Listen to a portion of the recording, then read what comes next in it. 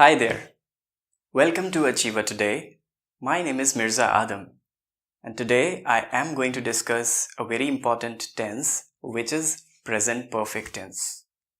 So first of all, let's discuss what present perfect tense is. So, as the name suggests, present. We are in present. Perfect. What is perfect? Perfect is something that means it is complete in all senses. Okay, so any action that is completed. So here we will be discussing about the verbs that shows the completion. Okay, that this work is completed. Okay, so that is the reason why this tense is particularly called present perfect tense, because we talk about the sentences wherein an action is completed, but not in very distant past, but recently. Okay, so don't forget that. Now, the use. Something completed recently. The first example is, I have prepared my assignment this week. So this week, what does it denote? This week? This week means the week is still on. We are still in the same week. This week is still not over. Okay, so this proves that we are talking about something recent. Next example, she has lost her bag today. So today, if today is still on, if it is not over, the date is not over, that means we will have to use the present perfect tense, not the past tense. Okay. Next example, they have written a letter to the president recently. So here I am adding a word recently. Okay, this means this action is done recently, not in a very distant past. Next example, my father has not returned yet. For example, my father has gone somewhere to a place and he has not returned so far. So here I will also be using the same tense, present perfect tense, to denote such action. My father has not returned yet. Now let's take a look at its rule, the basic rule that we need to keep in mind if we are using present perfect tense. The rule is very simple. Don't be very confused. It's very simple.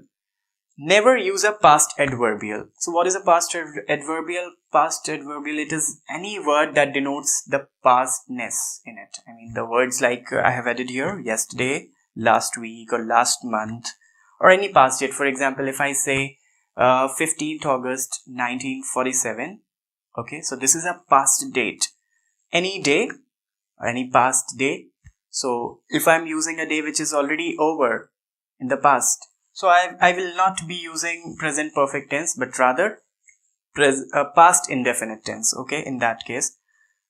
So if any past year I'm talking about, if I say I did my graduation in 2014, so this means I am using a past year, etc. So such words which show the pastness, distant pastness, so we avoid those words, and if we want to convey any kind of meaning which have the past adverbial, so we will be using past indefinite tense, not the present perfect tense.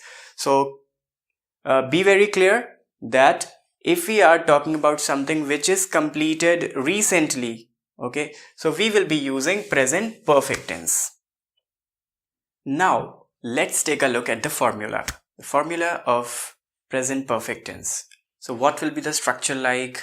So in order to remove the confusion, just remember the formula. The formula is very simple. We will be using either has or have.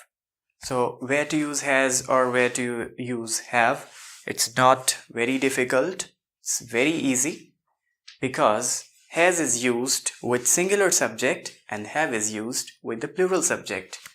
But don't forget, there is one exception. And what is that exception?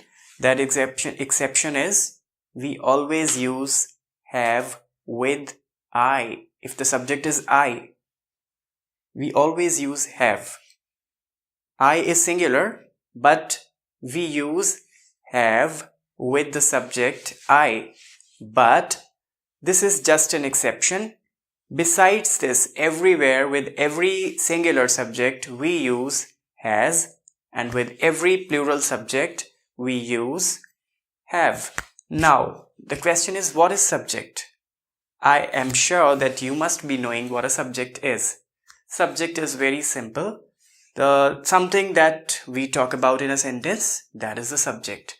Okay. Now, I have added a few examples for your convenience. The first example, David has won the first prize. David, singular subject, so I am using has. It does not matter which person it is it first person, second person, or third person. It doesn't matter at all. You just need to be very conscious if it is singular or plural. So David, it is singular, it is a singular noun, so I am using has. David has won the first prize. So one is the past participle form. So with the has or have, we will be using V3. What is V3? The past participle form of the verb, or in other words, we can call it, typically we call it third form of the verb. Okay, so with has or have, we will be using the third form of the verb. David has won the first prize. Instead of using win is the basic form, the first form, but no, I am using the third form. Now let's take a look at the second example. Sam and Lisa have got equal marks. Here, the subject is of what kind? This is plural, not singular, because I am talking about two different people together. Okay, now the subject becomes plural. With the help of and, I am using two different nouns as one subject. So this is an entire subject, Sam and Lisa.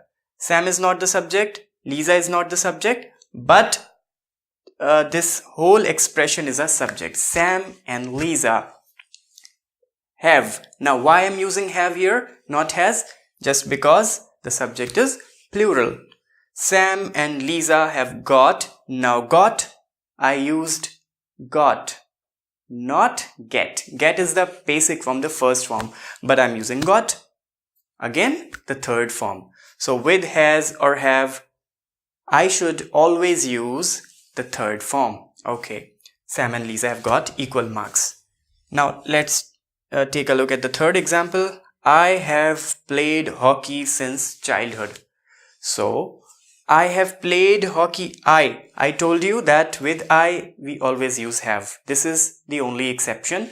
I is singular, but we use have with I, not has. Okay, so don't be confused. I have played. I will not be saying like I has. That will be grammatically incorrect.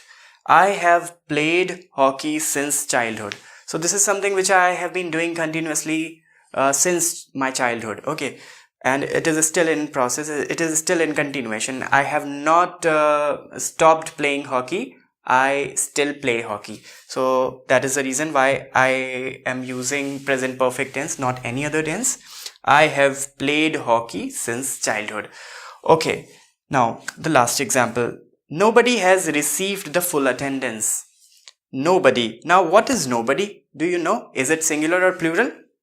So nobody is actually a singular subject. It is of singular nature. Okay, so nobody, with nobody, the words like nobody, everybody, everyone, we will be using the singular verb. This is also a verb, a helping verb. So nobody has. I will not be using nobody have.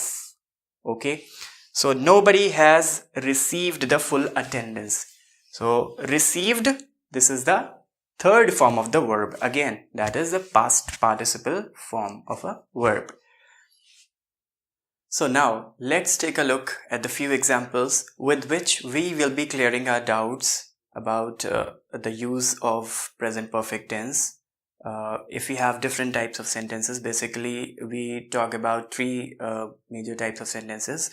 The positive sentences, negative sentences, and interrogative sentences. Okay, so what will be the structure like in positive, negative, and interrogative? So we will be discussing that thing.